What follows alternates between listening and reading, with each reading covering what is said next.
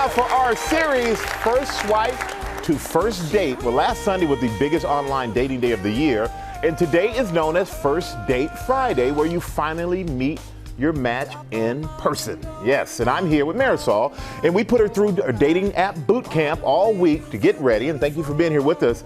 You met 3 incredible guys online, and now she's about to make her final pick. But first, let's take a look at her journey. This morning, Marisol Casariego is ready to meet her match after appearing on GMA last week. She took the lessons she learned and tuned up her dating strategy. How can Marisol change her dating luck? I want you to cast your net out wide, but you've got to know your have-to-haves and your deal breakers. But you will definitely be on a date by Friday. You know what? We need to follow up on this. So we asked the 29-year-old Miami native to move from first swipe to first date just in time for First Date Friday.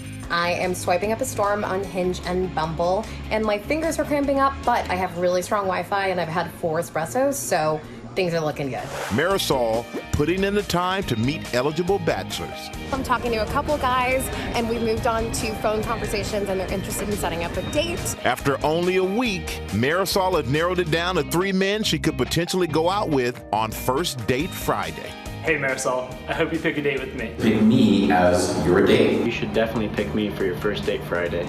Who will she pick? Find out right now. We're joined now by dating expert Matthew Hussey, and he's about to give us some advice on the do's and don'ts of your first date. But first, we need to know who you are going to choose, Marisol. So, drum roll, please. Who will it be? I am going to pick Brian. Brian, all right. Yeah. Brian's a great choice. Brian is a third-year resident physician and loves to stay active. He loves to hike. He loves to paddleboard. Loves to do everything outdoors. Yeah, I never have to use WebMD again. You never have to use WebMD. Always looking for the benefit, aren't you? Well, we want to get some dating advice tips from you, Matthew. And when you're meeting somebody for the first time, there are verbal cues and there are nonverbal cues. And we're going to start out with the nonverbal cues. Yeah, and I think it's important to say we live in a world today where everybody else is trying to look good in 2D through their screen, right? We're going to make you look good in 3D. So what that means is when you first show up to the date, be warm. Give him a big hug. Don't worry about being hot in the first 5 minutes. There's time for that. But don't play it too cool for school either, all right? I want you to Goldilocks it. Got it. All right? Now, the next thing is we've got 2 audience members sat at a table right now who are in a seating position that often works awkwardly for a date. Okay, see how on a date, 2 people often sit at dinner and they face each other. Now, this is intense because your energy is all pointed towards each other. If there's a silence, it's an awkward one because you've got nowhere else to look but your date. So here's what I'd like you to do. Madam, could you shift around a little bit so you're a bit closer to the gentleman there? Just there is great. It doesn't even have to be that close, but a little further away, that's perfect. See, now, I think of this as almost like park bench style. You can sit next to each other. Now, weirdly, you're closer, so it should feel more awkward, right? Yeah. But it doesn't because you're not facing directly at each other. Now, if there's a silence, you're just people watching together. Oh. Third nonverbal tip is this also allows for more casual touch. So not sexual touch, right? Sexual, you don't have to go straight in for it, but like if someone teases you, you could give them a little push. If you're passing someone a menu, you could pass them a menu and give them a light touch. Touch builds attraction, okay? Okay, and so those are nonverbal, but we want to get to the verbal cues, and we're going to put you to the test. I'm going to ask you a question, you're going to answer, and then Matthew's going to follow up to see if your answer was correct. So here is the first question. How are you? I'm good. I'm doing really, really well. I am on national TV talking about my dating life. So. Okay, all right.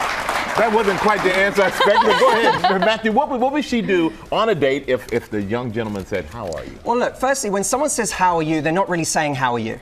They're saying, "Let's find something to talk about." Right? So no one really cares. We say, "I'm fine. How are you?" That's like tennis. You serve me the ball, I'm hitting it back. Conversation's a game of catch. Right. Throw me the ball. Let me catch it for a minute. I'm going to take some pressure off you. and then throw it back. So I might say, I'm great. I watched this amazing movie last night. I haven't stopped thinking about You know, it. if someone says, how are you? What are they really trying to get to? Well, they're really trying to start a conversation. So what we have to do is stop taking questions so literally and start answering as a storyteller, giving them hooks to work off of when we answer. All right, here's another hook. If I were to ask you on a date, why are you still single? I think it's because I'm looking for a best friend, a champion that's gonna organize my Bed Bath coupons and like watch Game of Thrones with me and not watch it without me. And that's hard to find. I don't know. Okay, the Bed Bath coupons. Okay, all right, Matthew. What would be your response if I were to say to you, why are you still single? Well, I appreciate the answer. I think we could keep it simpler though. Just say, you know what? I feel like so many people slip into a relationship because it's comfortable and not because it's special. And when I meet someone, if it's a special connection, maybe I'll commit to a relationship. But if it's not special, I don't want to do it because it's comfortable. Now, the great thing about that is when a guy says that to you, he's trying to make you think about you.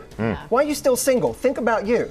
But you're not going to accept that. Instead, you're going to make him think about him. So when you say, I'm looking for a great connection, and if I didn't find that, I wouldn't settle, he's now thinking, am I going to give her that great connection? Yeah. Am I going to be good enough? Now he's thinking about himself, not you.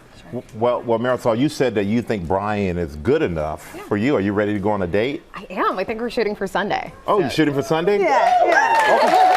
I gotta say this. Why are you waiting? Because Brian's actually here right now. Come on out, Brian.